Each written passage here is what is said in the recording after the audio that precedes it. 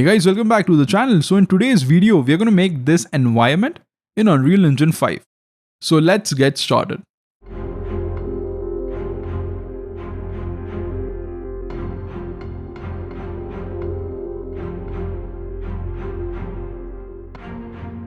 So we're going to start by adding a skylight.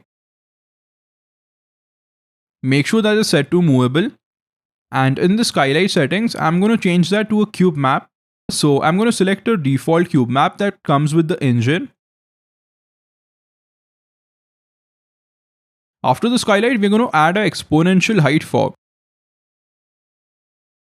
So in the details panel, you can enable the Volumetric Fog option. After that, let's add a post-process volume. And in the details panel, we are going to search for infinite extents and make sure that it's enabled. So one of the main reasons that I added a post-process volume is to lock the exposure.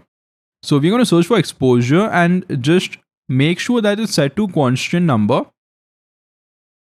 So for the basic stage environment, I'm going to use a photogrammetry 3D scan. So I'm going to add this in my scene.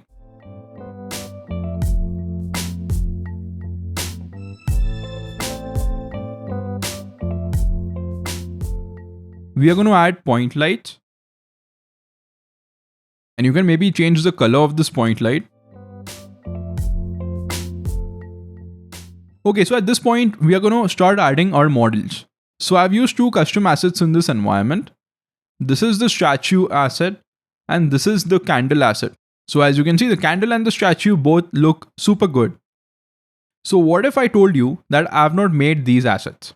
I've used Tripo AI to generate these assets. Let me show you how this works. So let's go to the Tripo website. I'm going to leave a link down in the description. Tripo AI offers a lot of different services. They offer 3D model generation, AI texturing, smart retopology, and even some AI animation and rigging tools. So as you can see, these are some user generated models. We can click on one of these to view them.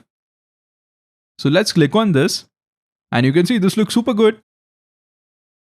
Okay, so let's start by making our statue model. So this is the studio interface. So here we have multiple options. We can either generate a model using a text or an image. So I'm going to use an image. I have a reference image here. You also have some retopo options here. You can set either you want quads or tris. And you can also specify a polygon amount. So this is super cool. And lastly, you have HD texture. So I'm going to leave these to the default options and let's see what we get. So let's generate this. Okay, so this has gone ahead and generated my model. Looks super good.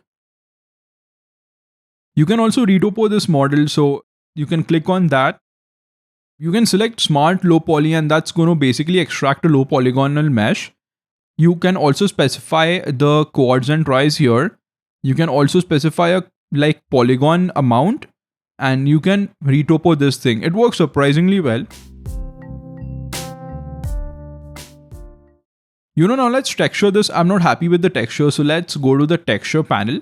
Now here in the texturing, make sure that your image is selected. This is going to be selected by default. Here you can also enable the HD texture and you also have texture alignment here. This is super important. So make sure that this is set to structure align. That is going to give you way better results. And after that, you can generate your texture.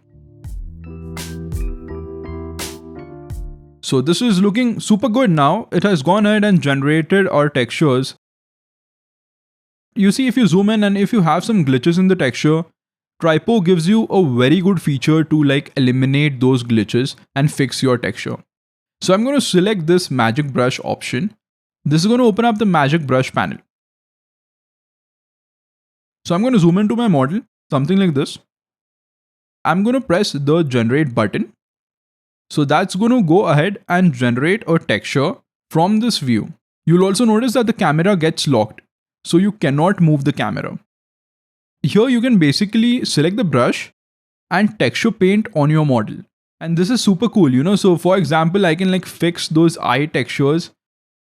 Also there's some glitches in the hair texture. So I can basically texture paint this. We also have a cool segmentation feature right here. So this will auto segment your model and basically split your model into different parts. As you can see, the model has been split into multiple parts. So if you want to edit the selection, you can go to the brush, select the color picker and select the segment that you want. So here you are basically selecting polygons. This is very similar to vertex painting. So you can do this to further refine your segments. So I'm going to merge the wing parts of my angel model. You can select those and merge. And if you are happy with the segmentation, just save your changes. After that, you can press the export button and export the model.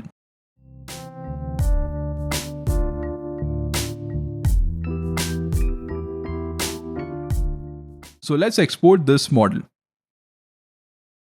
Okay, so now I'm going to do a very similar thing for the candle. So I found this image on the internet. So we're going to take this into Photoshop and I'm going to mask out the candle. So I don't want the wick or the flame.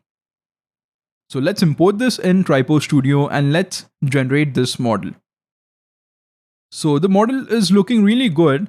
Now I can further refine the model in Blender. So I imported this in Blender. And using Blender sculpting tools, I am going to sculpt this model and further refine this. So here I'm creating a depression where the wick is going to be placed. And I created a Bezier curve to make the wick.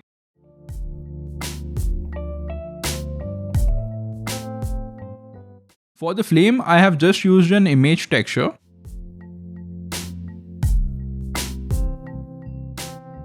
And with some subsurface scattering, you can see that the final result has come out really well.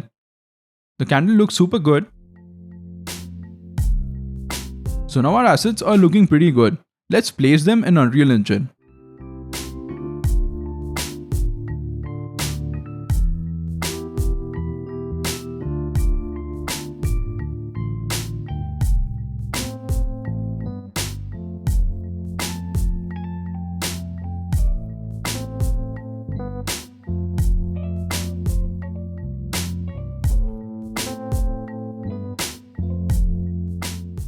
So for this scene, I'm going to use a lot of point lights and I'm going to highlight certain areas of my environment.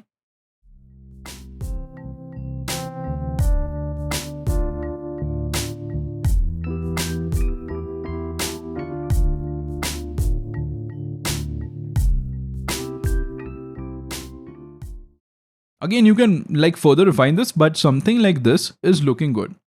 So now you can see that the background is totally black. We don't have a sky.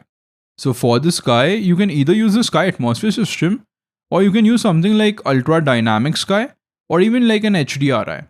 But for this environment, I wanted to keep things very simple.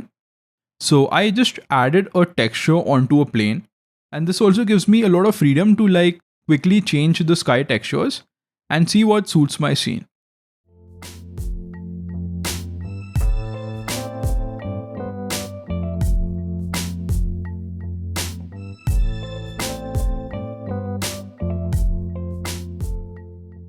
And you can see this is looking really good. So let's create a cinematic. Let's create a level sequence. And let's create a cinematic camera actor. Now you can add the camera actor into the sequence. And now it's just a matter of adding keyframes and animating your camera.